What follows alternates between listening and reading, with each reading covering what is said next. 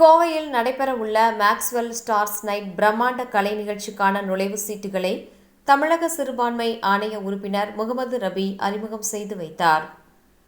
கோவையில் சன்மார்ட் மீடியா குழுமம் மற்றும் மேக்ஸ்வெல் அறக்கட்டளை ஆகியோர் இணைந்து மேக்ஸ்வெல் ஸ்டார்ஸ் நைட் என்னும் பிரம்மாண்ட கலை நிகழ்ச்சி கோவை இந்துஸ்தான் கலை அறிவியல் கல்லூரி வளாகத்தில் டிசம்பர் 22 நடைபெற உள்ளது.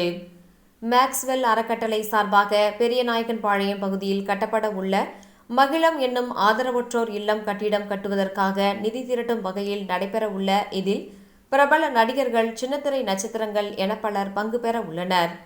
இந்நிலையில் இதற்கான அனுமதி சீட்டுகள் அறிமுக விழா கோவை காந்திபுரம் பகுதியில் உள்ள சன்மார்ட் மீடியா குழும அலுவலகத்தில் நடைபெற்றது.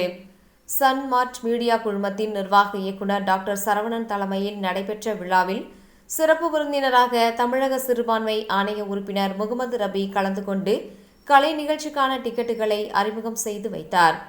இந்நிகழ்ச்சியில் மேக்ஸ்வெல் அறக்கட்டளை நிறுவனர் முருகன், நுகர்வோர் விழிப்புணர்வு மையத்தின் நிறுவனர் அப்துல் மஜித், ஆஸ்கர் ப்ராப்பர்ட்டிஸ் நிறுவனத்தின் தலைவர் முருகேஷ், ஜீவசாந்தி அறக்கட்டளை சலீம், பசியில்லா கோவை அறக்கட்டளை சையத், சன்மார்ட் மீடியா குழுமங்களின் துணைத் தலைவர் ஷாகுல் ஹமீத், கோவை தல்கா ஆகியோர் கலந்து கொண்டனர்.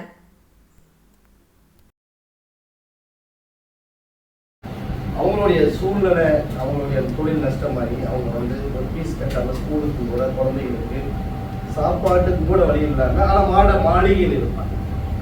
அந்த மாதிரி இருக்கிறவங்களுக்கு நீங்கள் போய் யாருக்குமே தெரியாமல் இறைவனுக்கும் உங்களுக்கும் மட்டும் தெரிந்த மாதிரி மற்றவங்க கிட்ட சொல்லாம அவங்களுக்கு போய் உதவி செய்யணும்னு சொல்லியிருக்காங்க. அது ஒரு இன்னொரு தர்மம் அப்படின்னு கேட்டீங்கன்னா மற்றவங்க பார்க்கிற மாதிரி தரும். மற்றவங்க 4 பேர் பார்க்கிற மாதிரி. இப்போ ஒரு இடத்துல போயிட்டு இருக்கோம், ஒரு வயசான அம்மா வர்றாங்க, ஒரு 500 ரூபாய் எடுத்து கொடுப்போம். எதுக்கு அப்படின்னா மற்றவங்களை ஆர்வத்தை தூண்டுறதுக்காக அது தரும். மற்றவங்களுக்கு நாம இப்போ இவர் ரஃபி கொடுத்துட்டாரு 500 ரூபாய், இப்போ சரவணன் சார் இருக்காங்க, நாமளும் இப்போ கொடுக்கணும் அப்படிங்கிறது.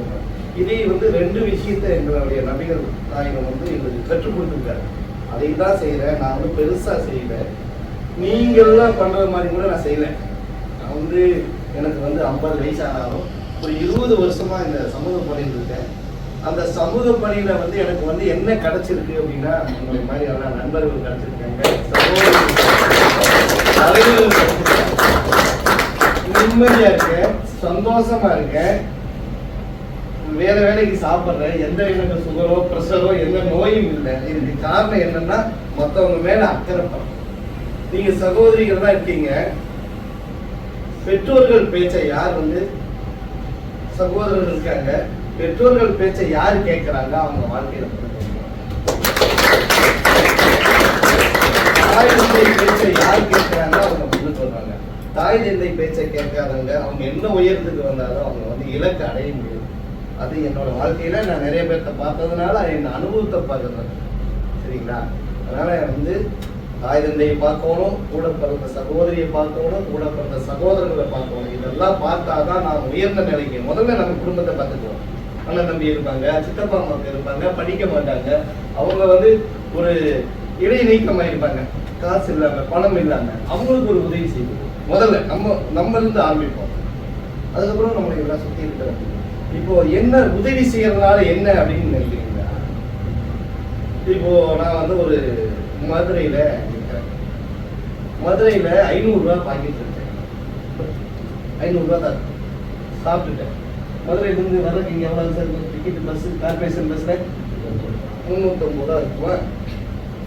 இப்போ அந்த 500 ரூபா நான் பாக்கெட்ல வச்சுருக்கேன். என்னோட கேரக்டர் தான் சொல்றேன். 500 ரூபா தான் இருக்கு, ஆனா நான் கோயம்புத்தூர் ஒரு அம்மா வர்றாங்க, இது 500 ரூபா கொடு, எனக்கு எங்க வீட்டுக்காரருக்கு மருந்து வாங்கி தரணும் அப்படின்னு கேட்கறாங்க. அந்த 500 ரூபாய் எடுத்து கொடுத்துருவேன்.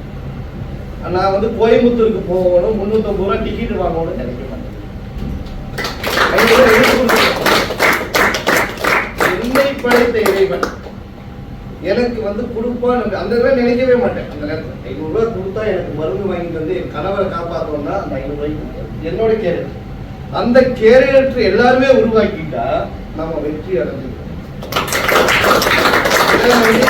எல்லாரும் அரவணைச்சுக்கோங்க, எல்லாரும் சகோதரத்தை பேணும்னு சொல்லி இந்த வாய்ப்பளித்த Saravanan sir, Murugesan sir, Jeevasamy sir, மீண்டும் உங்களுக்கு நன்றி கூறி விடைபெறுகிறேன். நன்றி.